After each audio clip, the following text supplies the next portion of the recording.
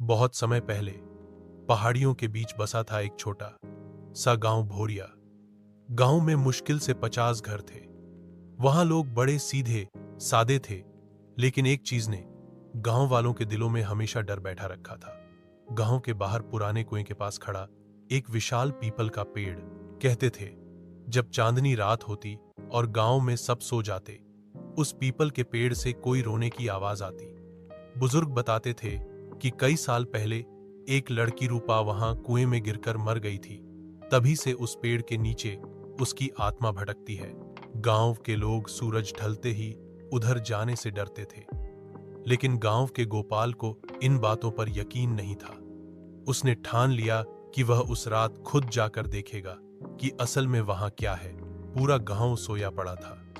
गोपाल ने लालटेन जलाई और धीरे धीरे कुएं की ओर बढ़ा। रात का सन्नाटा इतना गहरा था कि उसकी अपनी सांस भी किसी और की आवाज लगती। जैसे ही वह पास पहुंचा, ठंडी हवा का एक झोंका उसके गले से उतर गया। पेड़ की डालें हिल रही थीं, मानो कोई उनमें झूल रहा हो। गोपाल ने अपनी लालटेन ऊपर की ओर उठाई। तभी उसने देखा पेड़ की सबसे ऊंची डाल पर सफेद साड़ी में एक औरत बैठी थी। उसका चेहरा साफ दिख नहीं रहा था, लेकिन उसके लंबे बाल हवा में उड़ रहे थे। औरत धीरे धीरे गुनगुना रही थी वही गीत जो रूपा बचपन में गाया करती थी। गोपाल की रूह कांप गई। उसकी हिम्मत जवाब देने लगी, लेकिन तभी उस औरत ने अपना चेहरा मोड़ा।